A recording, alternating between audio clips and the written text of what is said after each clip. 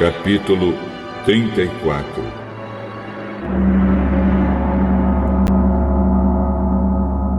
O Senhor Deus disse a Moisés: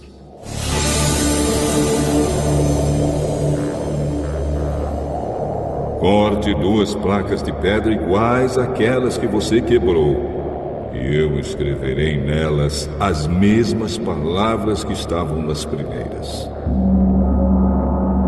Amanhã cedo esteja pronto para subir o Monte Sinai, a fim de se encontrar comigo ali, no alto do monte. Ninguém deverá subir com você. Ninguém deverá estar em qualquer parte do monte.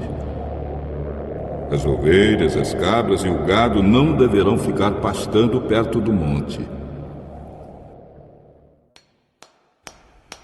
Então Moisés cortou outras 2 placas de pedra iguais às primeiras, e no dia seguinte, como o Senhor havia ordenado, ele se levantou bem cedo e subiu o Monte Sinai, levando consigo as 2 placas. O Senhor desceu numa nuvem. Ficou ali com Moisés e disse qual era o seu nome, isto é, o Senhor. Então Deus passou diante de Moisés e disse em voz alta: eu sou o Senhor, o Deus eterno. Eu tenho compaixão e misericórdia. Não fico irado com facilidade. E a minha fidelidade e o meu amor são tão grandes que não podem ser medidos. Cumpro a minha promessa a milhares de gerações e perdoo o mal e o pecado. Porém, não deixo de castigar os seus filhos e até os netos, os bisnetos e os trinetos pelos pecados dos pais. Moisés se ajoelhou, encostou o rosto no chão e adorou a Deus. Ele disse: oh Senhor, se estás de fato contente comigo, eu te peço que nos acompanhe. Este povo é teimoso, mas perdoa o nosso pecado e a nossa maldade e aceita-nos como teu povo. O Senhor Deus disse a Moisés: eu estou fazendo agora uma aliança com o seu povo. Na presença deles farei maravilhas como nunca foram feitas em toda a terra e em nenhuma nação. Todo o povo verá que milagres eu, o Senhor, posso fazer, pois vou realizar uma coisa terrível em favor de vocês. Obedeçam às leis que estou dando a vocês hoje. Conforme vocês forem avançando, eu expulsarei os amorreus, os cananeus, os heteus, os perizeus, os heveus e os jebuseus. Não façam nenhum acordo com os moradores da terra para onde vocês vão, pois isso poderia ser uma armadilha mortal para vocês. Pelo contrário, derrubem os altares deles, destruam as colunas do deus Baal e cortem os postes ídolos. Adorem nenhum outro Deus, pois eu, o Senhor, me chamo Deus exigente e exijo que vocês adorem somente a mim. Não façam acordos com os moradores da terra que vai ser de vocês. Nos seus cultos, eles adoram deuses pagãos e lhes oferecem sacrifícios. Eles vão convidar vocês para suas reuniões religiosas, e vocês poderão ficar tentados a comer os alimentos que eles oferecem aos seus deuses. Os filhos de vocês poderiam casar com mulheres estrangeiras, e elas fariam com que vocês fossem infiéis a mim e adorassem os deuses pagãos que elas adoram. Não façam deuses de metal, nem os adorem. Comemorem a festa dos pães sem fermento. Como ordenei a vocês, comam pão sem fermento durante 7 dias no mês de Abibe, que é o tempo certo, pois foi nesse mês que vocês saíram do Egito. Todo primeiro filho é meu, e também o primeiro filhote macho dos animais domésticos. Mas, se vocês quiserem ficar com o primeiro filhote macho de uma jumenta, ofereçam-me um carneiro. Se não quiserem, quebrem o pescoço do jumentinho. Para ficarem com todo o primeiro filho de vocês, paguem o preço determinado. Ninguém deverá aparecer diante de mim sem trazer uma oferta. Vocês têm 6 dias para trabalhar, porém não trabalhem no 7º dia, nem mesmo no tempo de arar ou de fazer a colheita. Comemorem a festa da colheita quando começarem a fazer a primeira colheita do trigo. E comemorem a festa das barracas no outono, quando vocês colherem as suas frutas. 3 vezes por ano, todos os homens israelitas deverão ir adorar a mim, o Senhor, o Deus do povo de Israel. Eu vou expulsar as outras nações que estão diante de vocês, e assim aumentarei o seu território. Então ninguém tentará conquistar a terra de vocês durante as 3 festas, quando vocês vierem me adorar. Quando me oferecerem um animal em sacrifício, não tragam pão feito com fermento, nem guardem para o dia seguinte o que sobrar do animal oferecido na festa da Páscoa. Todos os anos levem à casa do Senhor, seu Deus, os primeiros cereais que vocês colherem. Não cozinhem um cabrito ou um carneirinho no leite da sua própria mãe. O Senhor Deus disse ainda a Moisés: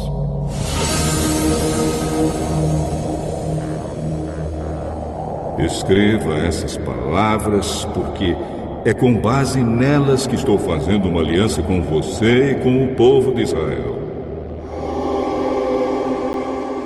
Moisés ficou ali com Deus, o Senhor, 40 dias e 40 noites. E durante esse tempo não comeu nem bebeu nada. Ele escreveu nas placas de pedra as palavras da aliança, isto é, os 10 mandamentos.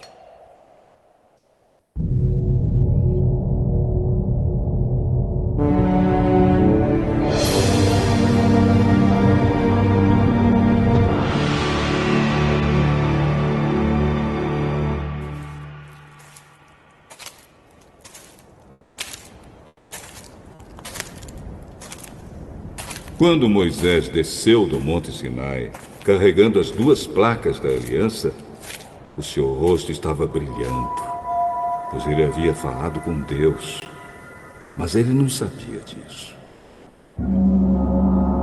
Arão e todo o povo ficaram com medo de chegar perto de Moisés quando viram o seu rosto brilhando. Porém, Moisés o chamou, e Arão e todos os líderes do povo chegaram perto dele. E ele falou com todos. Depois disso, os israelitas se reuniram em volta de Moisés. E ele lhes entregou todas as leis que o Senhor Deus lhe tinha dado no Monte Sinai. Quando Moisés acabou de falar com eles, cobriu o rosto com um véu. Sempre que entrava na tenda sagrada para falar com o Senhor, Moisés tirava o véu. Quando saía, ele contava ao povo de Israel tudo o que Deus lhe havia mandado dizer. E o povo via que o seu rosto continuava brilhando. Porém, Moisés cobria de novo o rosto com o véu, até que entrava de novo na tenda para falar com Deus.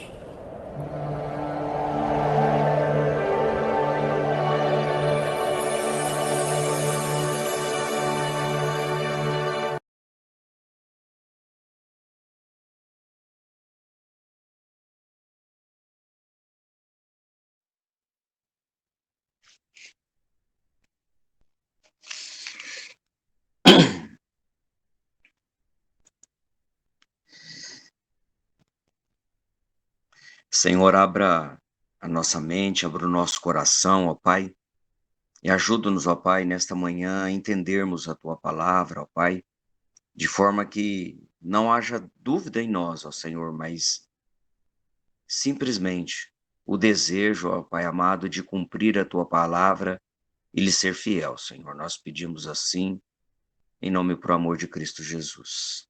Amém. Irmãos, ele inicia esse capítulo, né? Vamos tentar meditar de uma forma um pouco mais rápida, e eu preparei para a gente estar analisando esta manhã o 34 e o 35, caso haja tempo, tá? Então, a primeira mensagem para nós, depois, os irmãos estão vendo que Deuteronômios, ele é uma sequência, né, que vai reafirmando e ao mesmo tempo vai renovando, vai mostrando para nós as diversas formas como nós devemos agir diante de um mesmo comportamento, né?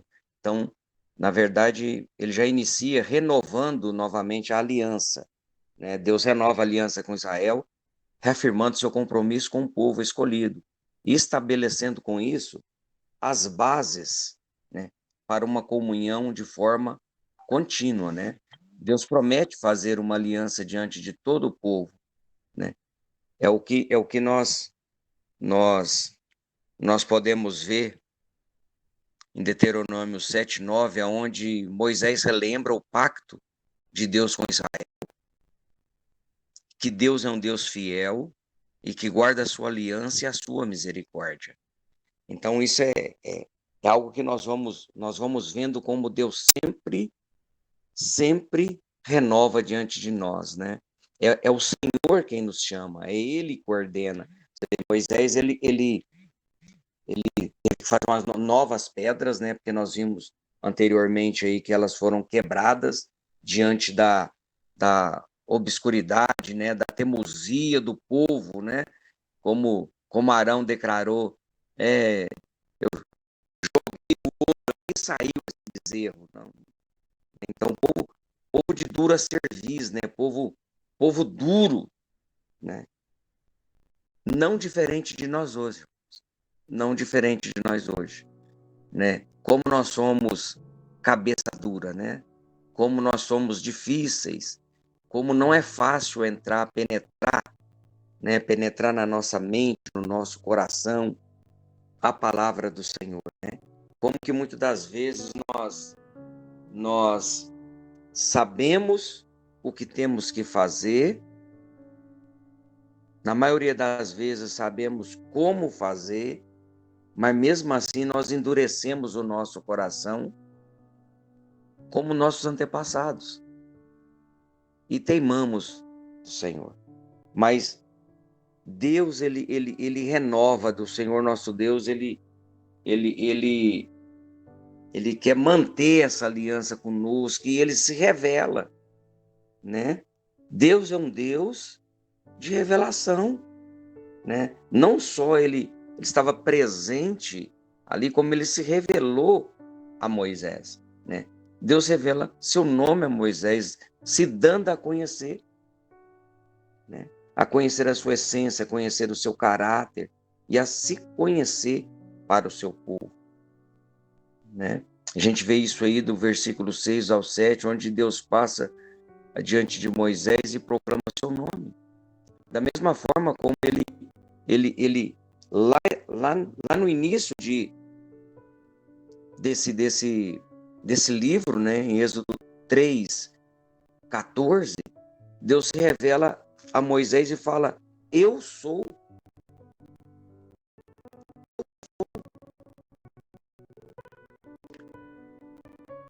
E ele é Deus, ele é tudo na nossa vida. Mas só para ficar gravado no nosso coração, João 8:58, nosso Deus também faz a mesma identificação diante de todos ali, né? O Senhor Jesus afirma que, né, identificando-se ali, ele diz o seguinte: eu sou. Olha que maravilha, irmãos. Olha que maravilha o reforço que vai nos dando, né, da trindade divina, de que Pai, Filho e Espírito em três pessoas distintas e com funções diferentes. É complicado entender, é só realmente pela fé. Mas Jesus afirma: eu sou. Ele revela-se para nós. E tanto ele se revela, como ele mostra algumas características do seu próprio caráter. Deus, o nosso Deus, é um Deus de misericórdia, que é compassivo, que é perdoador. Ele perdoa o pecado e a iniquidade daqueles que se arrependem e o buscam. Deus é misericordioso e compassivo, paciente e cheio de amor. Olha só o que a declaração do Salmo 103:8, onde o salmista proclama que o Senhor nosso Deus, ele é misericordioso e compassivo, tardio em irar-se e cheio de amor.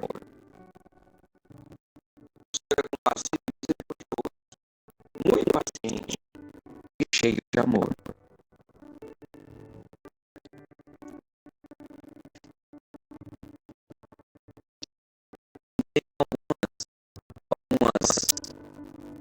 Alguns versículos bíblicos, algumas passagens que ela é tão auto-explicada, mas vocês recordam da parábola do filho pródigo?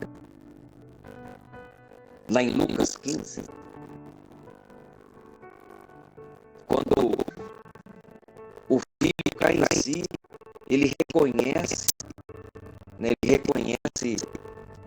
errou, que pecou, ele arrepende-se do que havia acontecido, né, de ter temado com o pai daquela forma, e ele retorna para o pai, né? E do versículo 20 a 24 de Lucas 15, narra justamente esse encontro do filho com o pai, onde o pai o perdoa. E ele não só o perdoa, ele restaura, né?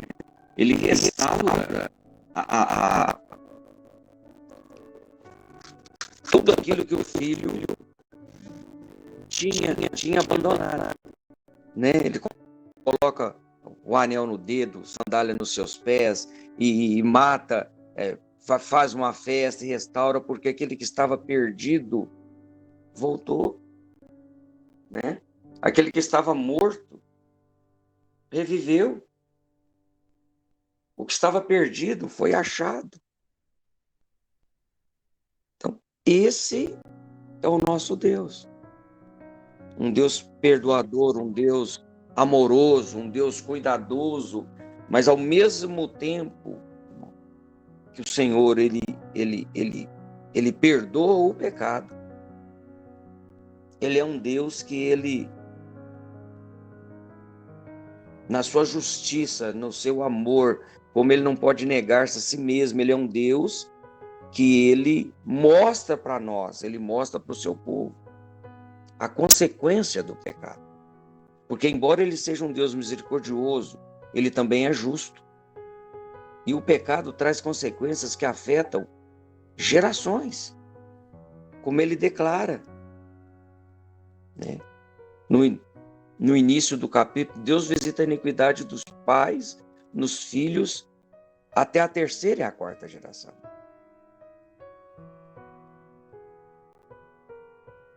Gálatas 6:7, irmãos. O apóstolo Paulo nos adverte, ele nos faz uma advertência que precisa ficar gravada nos nossos corações. Gálatas 6:7, né? A consequência do pecado e da iniquidade. Ele diz o seguinte para nós, que nós colheremos aquilo que semearmos. A gente colhe o que planta. E temos que estar cuidadosos com relação a isso. Não só nós colhemos aquilo que plantamos, como tudo que nós fazemos é exemplo para aqueles que estão nos observando. E quem melhor nos observa, senão nossos filhos?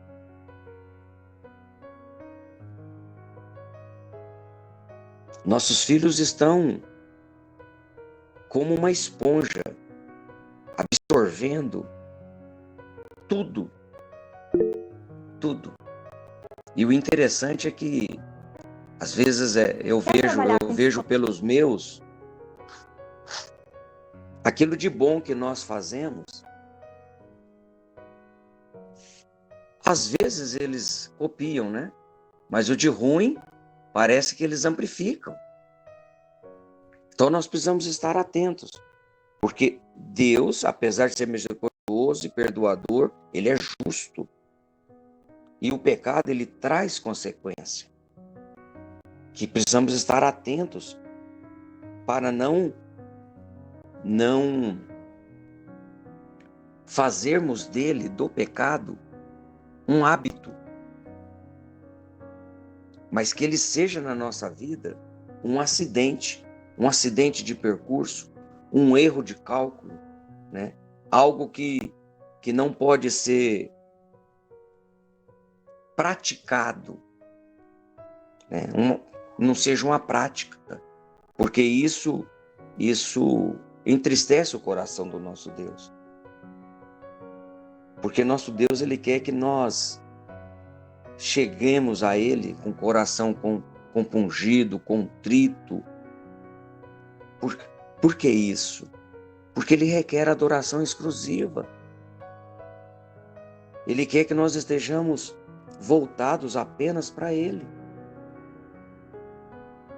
E por isso Ele proíbe qualquer outra forma de adoração. Como nós vemos aí no versículo 14, Deus exige que Israel não adore outros deuses, pois Ele é zeloso. E quando nós analisamos, nós aprendemos um pouco, lá no capítulo 20 de Êxodo, que nós já estudamos, os primeiros mandamentos proíbem a adoração a outros deuses.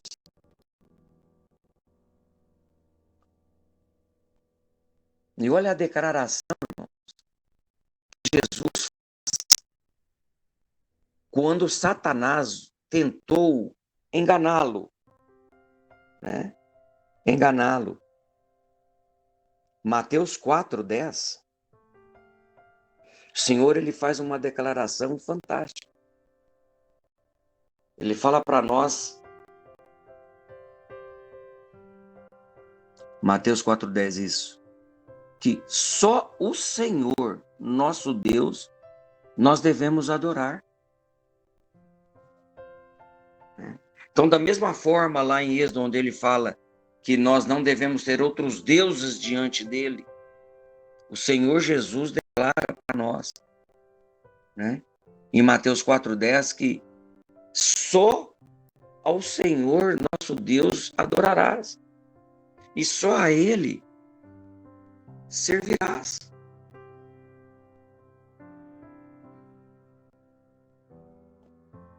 Isso nós precisamos gravar mesmo na nossa mente e no nosso coração, irmãos. Porque é importante que eu e você observemos, guardemos e obedeçamos os mandamentos do Senhor como expressão de amor e fidelidade a Ele. Por isso que Moisés novamente escreve tudo ali com o Senhor, né? Aliás, o Senhor mesmo escreveu para que Moisés trouxesse e falasse ao povo.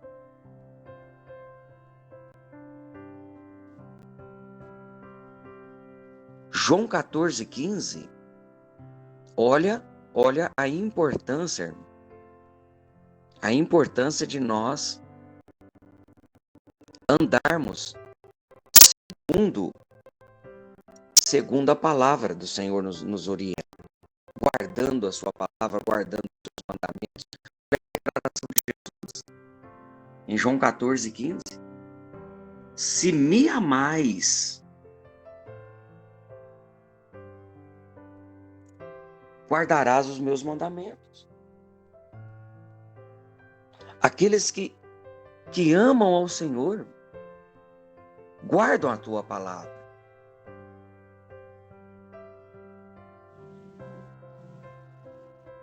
Primeira João 5,3, da mesma forma, o apóstolo João afirma para nós, o Senhor falando através do apóstolo João, João afirma que guardar os mandamentos de Deus é amá-lo.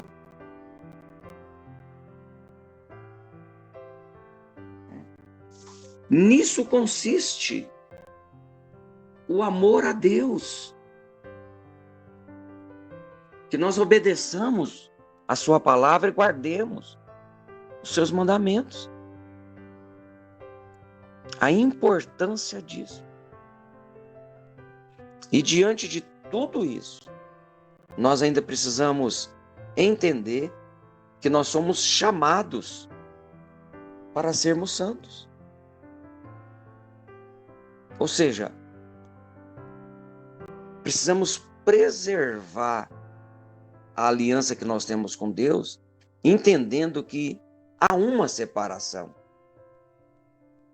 Nós estamos separados do mundo. Nós somos representantes aqui do Senhor, né? Ou seja, como o nosso embaixador brasileiro que está lá em qualquer outro país. Ele não é de lá, mas ele representa o seu país lá.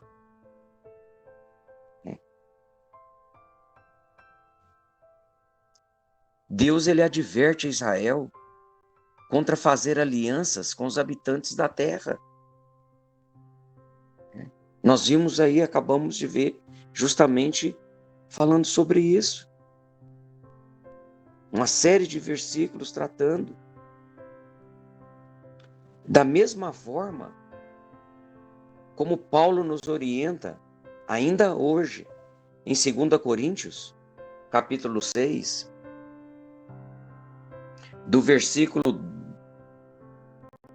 14 ao 18, da mesma forma, como aqui em Êxodo, o Senhor está orientando para que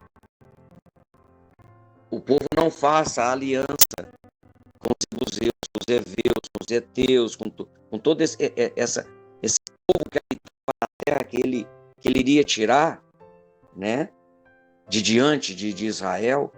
Nós temos a mesma não mudou, irmão. A palavra de Deus não muda. Ele fala claramente para nós, né? Não temos julgo desigual.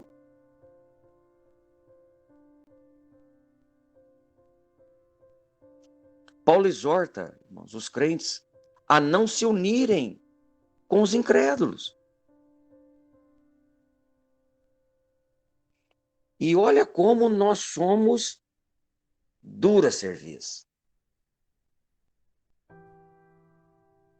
Muitos problemas, irmãos, poderiam ser evitados se nós observássemos a palavra do Senhor e a obedecêssemos. Mas muitas das vezes a nossa oração é para que Deus mude a situação conforme o nosso querer. Não é a vontade de Deus que prevalece, mas é a nossa. E aí e nós pedindo para que Ele mude, porque nós queremos. Como nós somos cabeça duras, né?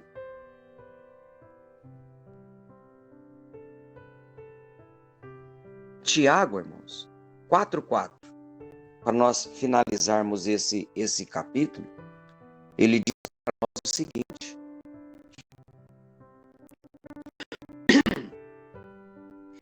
ele nos adverte contra a amizade com o mundo. Porque a amizade com o mundo significa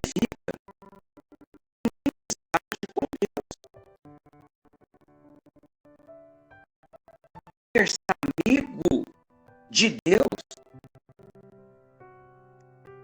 precisa ser inimigo do mundo e das suas concupiscências. Porque nós somos chamados para sermos santos, separados, irrepreensíveis.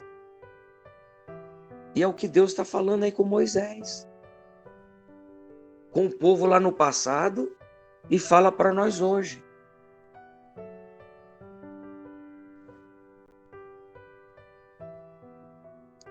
Devemos ser diferentes, devemos agir de forma diferente. Hoje, muitas das vezes, as nossas atitudes não condizem com a nossa fala. E muitas das vezes a nossa fala não condiz com o Deus que nós servimos. Então nós precisamos ser amigos de Deus. Mas essa amizade com Deus significa que nós teremos inimizade com o mundo.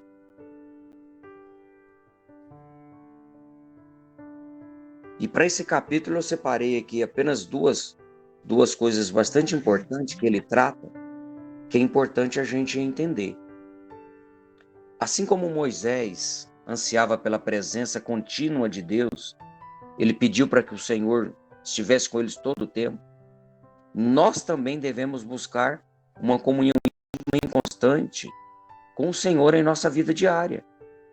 Em meio aos desafios e tribulações do mundo moderno, do hoje, é essencial nós priorizarmos o tempo de comunhão com Deus em oração, em leitura da Bíblia, em meditação na palavra do Senhor. Ao buscarmos diligentemente a presença de Deus, encontraremos força, direção e consolo para enfrentarmos os desafios que dia após dia aparecem diante de nós.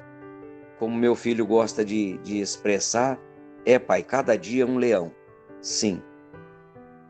Cada dia trará o seu próprio mal, né? Pode ter certeza disso. Assim como nós precisamos ter a certeza de que o Senhor estará conosco durante toda a nossa caminhada.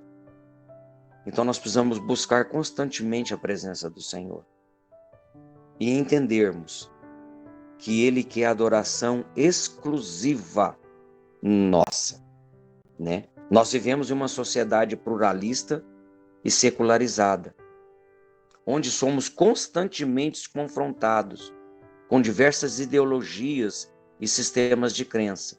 No entanto, como cristãos, devemos manter nossa fidelidade e devoção exclusiva ao Senhor, recusando-se a adorar qualquer coisa que possa rivalizar com Ele em nossos corações.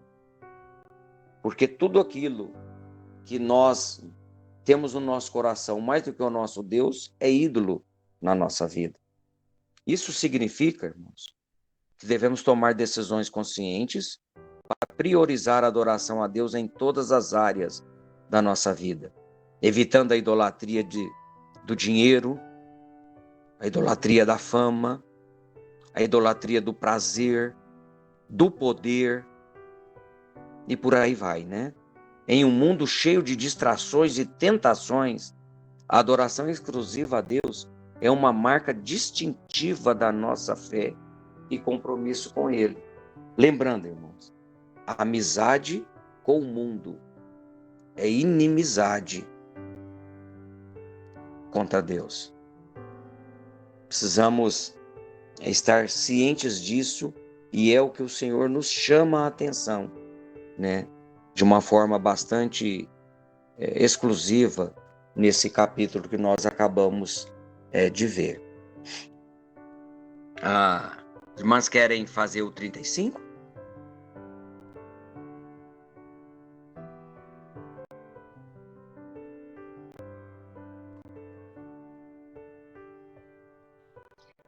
Por mim, tudo bem. Se vocês estiverem com tempo. Você tem como colocar para nós? Coloco. Põe na velocidade 5, que aí passa mais rápido um pouquinho. Põe. Vou colocar aqui.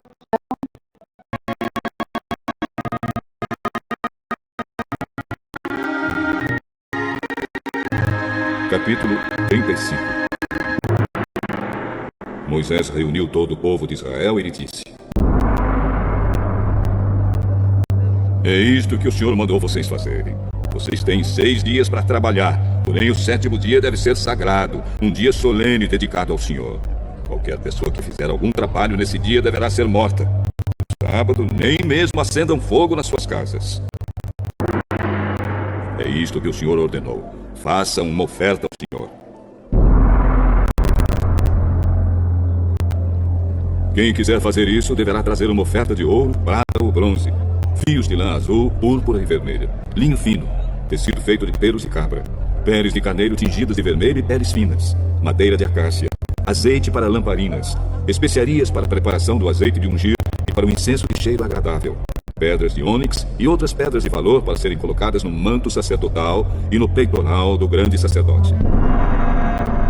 Todos os homens idosos deverão vir e fazer tudo o que o Senhor mandou, isto é, a tenda, as suas coberturas, a de dentro e a de fora, os prendedores, as armações, as travessas, os postes e as bases, a arca da aliança, os seus cabos de madeira, e a cortina para separar o lugar santíssimo do lugar santo, a mesa, os seus cabos e todo o seu equipamento, os pães oferecidos a Deus, o candelabro e o seu equipamento, as lamparinas com o seu azeite, o altar de queimar incenso e os seus cabos, o azeite de ungir, o incenso cheiroso, a cortina para a entrada da tenda, o altar de queimar as ofertas e a sua grelha de bronze, os cabos e o resto do equipamento do altar, a pia com seu suporte, a cortina do pátio, os seus postes e suas bases, a cortina da entrada do pátio, as estacas e as cordas da tenda, as estacas e as cordas do pátio, e as roupas que os sacerdotes usarão quando servirem no lugar santo, isto é, as roupas sagradas de Arão e dos seus filhos.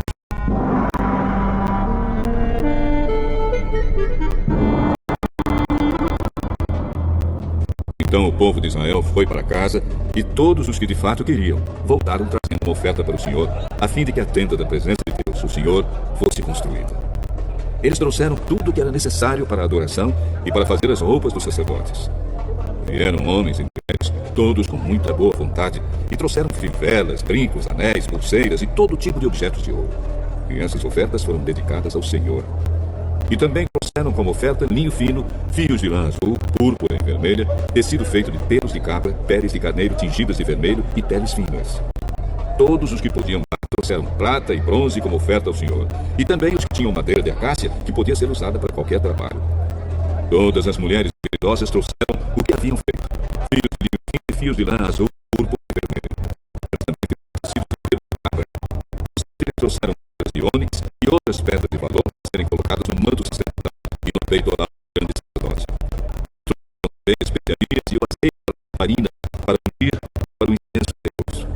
Todos os israelitas trouxeram de muita boa vontade as suas ofertas a Deus, o Senhor, para o trabalho que ele, por meio de Moisés, havia ordenado que fosse feito. Moisés disse ao povo de Israel: O Senhor Deus escolheu Bezalel, filho de Uri, neto de Ur, da tribo de Judá. Deus o encheu com seu espírito e lhe deu inteligência, competência e habilidade para fazer todo tipo de trabalho artístico, para fazer desenhos e trabalhar em ouro, prata e bronze, para lapidar e montar pedras preciosas, para entalhar madeira e para fazer todo tipo de artesanato. O Senhor deu a Bezalel e a Oliabe, filho de Aizamaque, da tribo de Dan, o dom de ensinar os outros. Ele lhes deu habilidade para fazerem todos os trabalhos de gravador e de desenhista, para tecerem linho fino e fios de lã azul, púrpura e vermelha, e para fazerem outros tecidos. Eles para todo tipo de trabalho para fazer desenhos.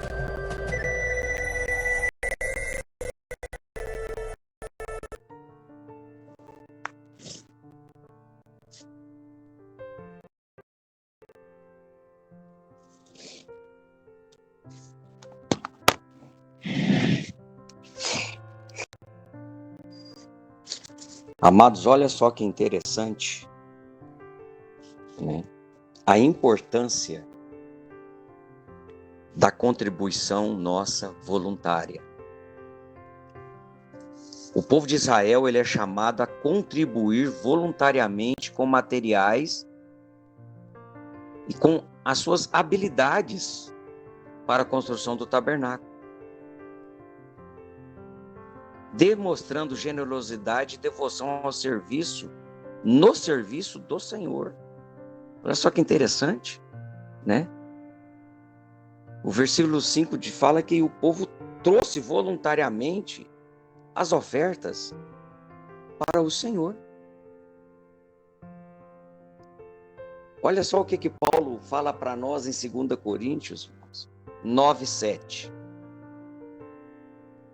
2 Coríntios 9:7, Paulo diz para nós, ele nos ensina, ele nos orienta que Deus ama a quem dá com alegria e de coração. E é interessante nós entendermos como na maioria das vezes, né? Como na maioria das vezes nós temos dificuldade com esse detalhe, né? Então, chama-se o povo a isso. E quando, como ele ama, né? Como o Senhor ama, quem dá com alegria, quem é generoso, quem tem o coração voltado a isso, o Senhor nos capacita para isso, né? Deus, irmãos, ele concede a nós habilidades e sabedoria especiais para o trabalho na sua obra, né? Ele preparou artesãos para a construção do tabernáculo, ele deu agilidade, ele deu entendimento daquilo que estava sendo feito, né? E algumas pessoas mais que outras, né? Como ele cita aí Bezalel e Aholiabe, né? Que receberam sabedoria e entendimento no conhecimento de todas as obras de arte, né? Olha que coisa mais interessante, né?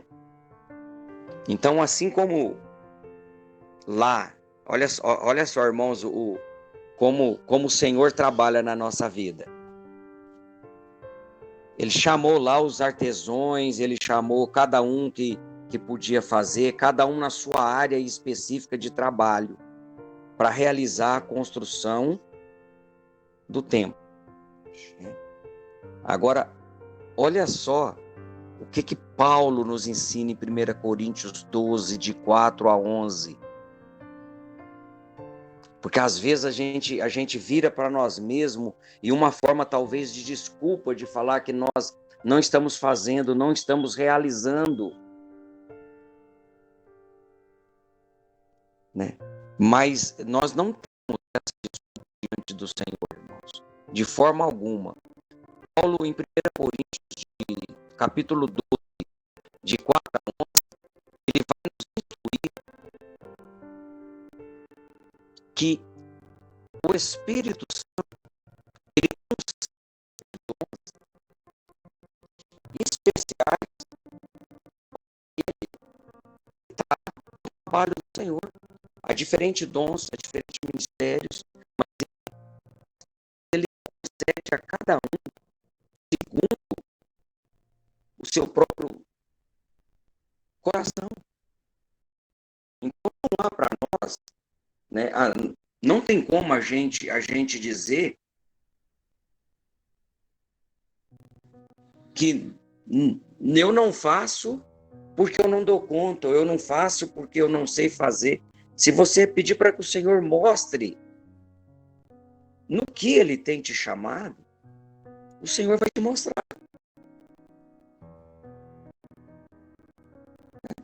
Como ele salta no versículo 7, a manifestação do Espírito visa o bem comum. Nós somos chamados para servir e não para ser servido, dentro de um trabalho específico. A chamada é para um trabalho dedicado, um trabalho dedicado, porque é para trabalhar, irmãos, com gente. E a gente precisa gostar, a gente precisa entender que quando estivermos para todo sempre com o Senhor, é junto de gente. Então, esse é um trabalho. O povo lá em Êxodo, que nós vimos chamar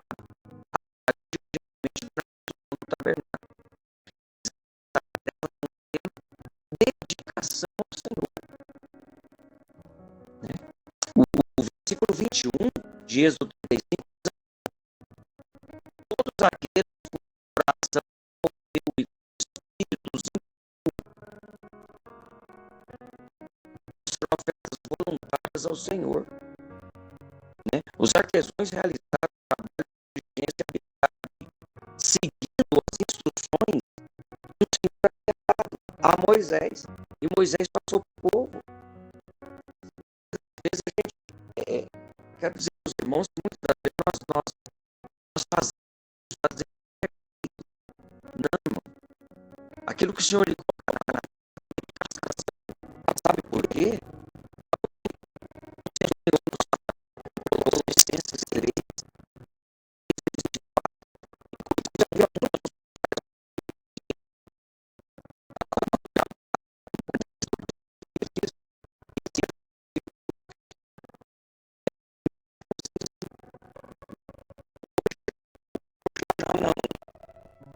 Já não tenho mais, pela misericórdia de Deus, a gente não tem mais de ficar distribuindo cartões nem nada, porque o Senhor já fez e a gente trabalha com ação. Mas olha o que está falando lá em Colossenses 3, 23 e 24. Paulo nos ensina que nós devemos trabalhar de todo o coração como para o Senhor e não para os homens. Tudo pois que fazer para o Senhor e não para entendemos. Tudo que nós fazemos, as obras das nossas mãos, é para o Senhor, independente de qual trabalho seja. Nós daremos o nosso melhor. Nós faremos o nosso melhor. Nós faremos com alegria. Irmão, um trabalho não é uma imposição. Precisamos passar isso para as pessoas, né? Para as gerações futuras. Trabalho é bênção. Lá em Gênesis, nós vimos que o Senhor ele coloca o homem no jardim e manda o homem trabalhar. Quem criou o trabalho é o Senhor nosso Deus. Porque o trabalho ele faz parte da nossa vida, da nossa constituição. Ele faz parte.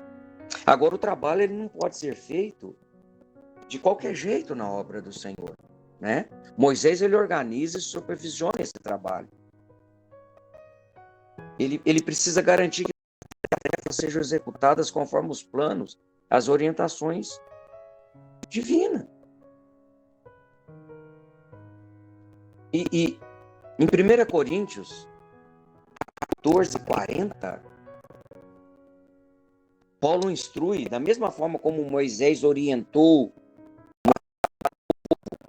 cada um aonde ele foi fazer a estola, o outro fazia a cortina. Em 1 Coríntios 14:40, Paulo instrui que tudo seja feito na obra do Senhor com decência e com ordem. Não pode ser de qualquer jeito, cada um achando, aí eu vou fazer. Não, não. Aquilo que você foi chamado precisa ser feito com muita diligência, com muito cuidado. Porque, como nós vimos aí em Colossenses 3, 23 e 24, é para o Senhor, irmãos, que nós estamos fazendo. É para o Senhor. E quando nós fomos chamados para fazer isso, para contribuir, quando nós fomos chamados para o trabalho, que possamos fazer isso com generosidade. Com generosidade. O versículo 29 de Êxodo 35 fala que o povo traz ofertas voluntárias. O povo é generoso. Traz ouro, prata, bronze, tecidos, madeira e tudo aquilo que era necessário. E precisamos entender que a generosidade é importante para nós. Sermos generosos.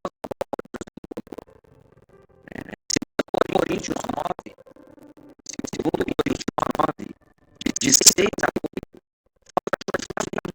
para nós. Precisamos entender que aquele que semeia generosidade.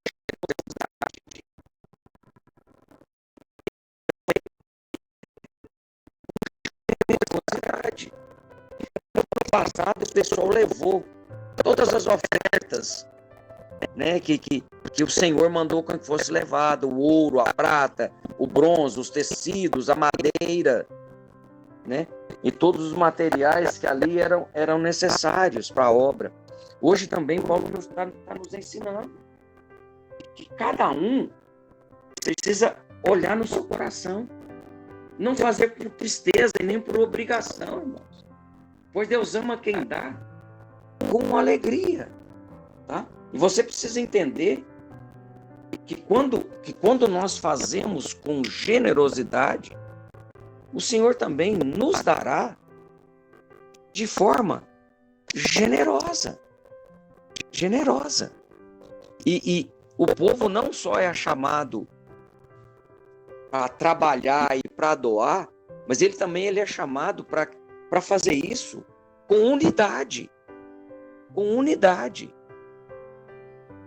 Juntos, trabalhando juntos, um servindo ao outro, um ajudando o outro, um cooperando na obra do Senhor, colocando de lado qualquer diferença que pode haver, e às vezes até rivalidade, mas tudo em unidade para o Senhor, irmãos. Para o Senhor, né? Homens e mulheres, todos cujos corações o Senhor impulsionou, está falando no versículo 22, né? E que estavam dispostos, trouxeram para o Senhor. Vieram trabalhar para o Senhor.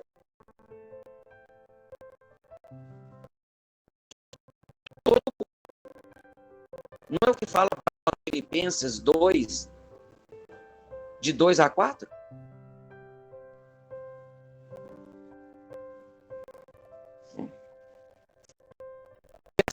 Lá no passado, com o seu coração disposto e constrangido para fazer para o Senhor, hoje, irmão, nós precisamos estar da mesma forma.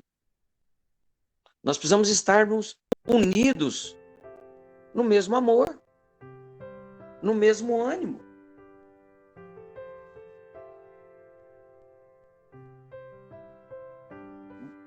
Entendermos que aquilo que o Senhor permite com que nós tenhamos, irmãos, nada mais é do que para servir ao nosso próximo.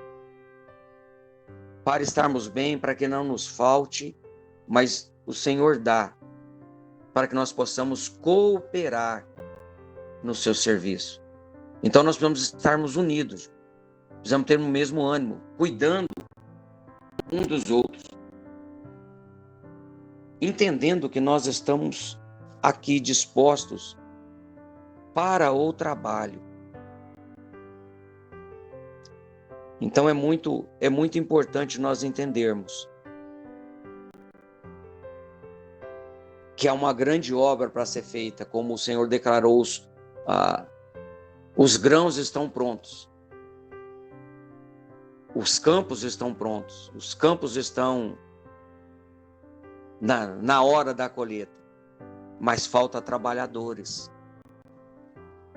E nós somos esses trabalhadores, que somos chamados para o trabalho, que somos chamados a entendermos a importância da obediência à palavra e à vontade do nosso Deus.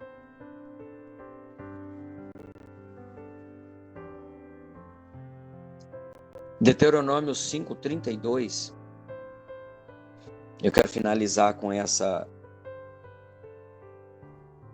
esse versículo, Deuteronômio 5:32, exorta Israel, irmãos. E ele exorta o povo lá no passado e nos exorta hoje a obedecermos fielmente a palavra do Senhor.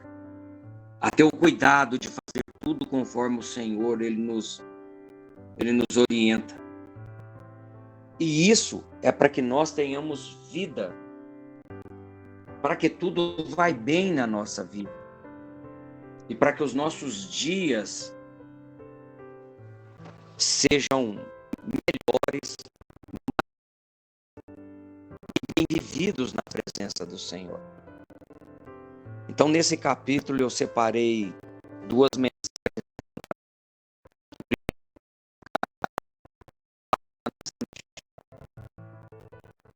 A contribuição na obra do Senhor. Assim como o povo de Israel contribui voluntariamente com materiais e habilidades para a construção do tabernáculo, os cristãos hoje, eu e você, somos chamados a contribuir de maneira voluntária e generosa na obra do reino de Deus. Isso pode incluir dar financeiramente apoio aos ministérios, às igrejas locais, às organizações, bem como, irmãos, oferecer também o nosso tempo, o nosso talento, os nossos recursos. A contribuição voluntária é uma expressão prática da nossa fé e amor por Deus e pelo próximo. E é fundamental para o avanço da obra do Senhor. Precisamos estar dispostos a servir. E não queremos apenas sermos servidos, né? E isso tudo nós precisamos fazer em unidade, porque somos um só corpo. Assim como o povo de Israel trabalhou em unidade e cooperação para realizar a obra do Senhor na construção do tabernáculo, hoje, irmãos, nós somos chamados para buscar a unidade e a colaboração no corpo de Cristo. E muitas das vezes isso significa deixar de lado diferenças, preferências pessoais, muitas das vezes rivalidades. É trabalhar juntos em prol de um único objetivo, um objetivo em comum, que é proclamar o Evangelho e fazer discípulos em todas as nações. Quando os cristãos se unem em amor e cooperação, eles testemunham ao mundo o poder transformador do Evangelho. Quando eu e você somos um, aí nós somos instrumentos eficazes na mão de Deus para realizar a sua obra, a obra que Ele precisa que seja realizada por nós, em nós e através de nós.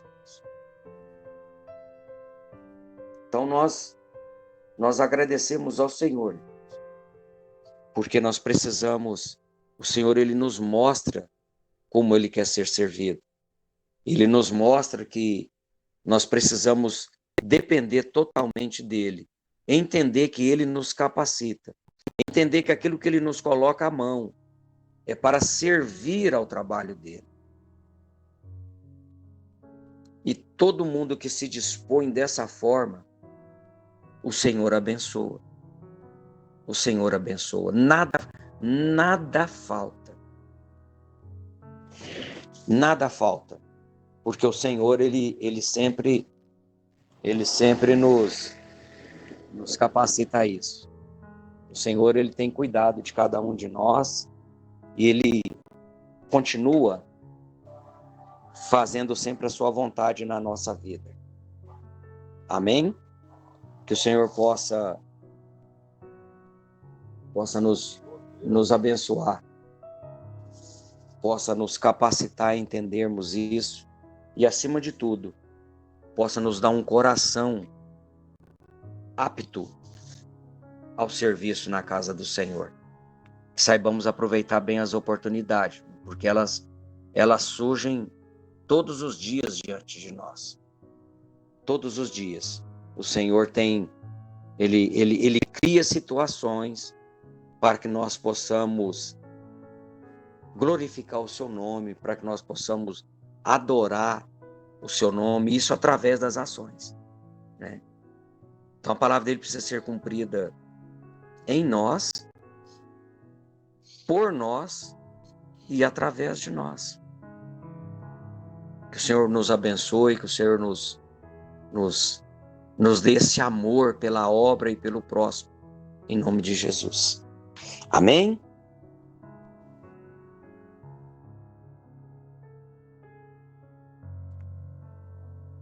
Amém. Glória a Deus por essa palavra.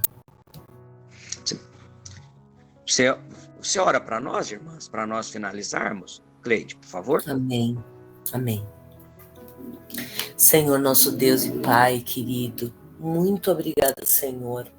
Obrigada, Pai, por cada puxão de orelha. Obrigada por cada orientação, por cada descrição da Tua palavra. Ó Deus, por nos trazer a lembrança, algo que talvez tivéssemos esquecido, por trazer-nos conhecimento de algo novo. A Tua palavra se renova a cada manhã e muitas vezes algo que nós já lemos ou estudamos, no dia seguinte novamente é novo. Senhor, coloca no nosso coração a obediência, que nós venhamos ser obedientes à Tua palavra e que nossas decisões venham ser colocadas em prática. Obrigada, Senhor, por usar a vida do Teu Filho para falar conosco. Obrigada, Senhor, obrigada. Ajuda-nos, Senhor, ajuda-nos a manter a nossa mente em Ti, que nós venhamos, sim, estudar a Tua palavra e colocá-la em prática todos os dias, ter tempo de meditação, ter um tempo de comunhão contigo, para que o nosso espírito seja fortalecido. Ah, Senhor, obrigada e ajuda-nos, segura sim em nossas mãos e nos oriente.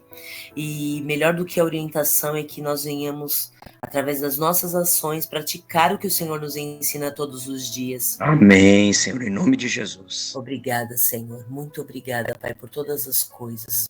Ensina-nos, Senhor, traga cura, traga libertação, traga fé a nós, a todos os dias, em nome de Jesus. Em nome de Jesus. Em nome de Jesus. Bom dia, amadas. Deus abençoe a todos. Bom dia. Bom dia.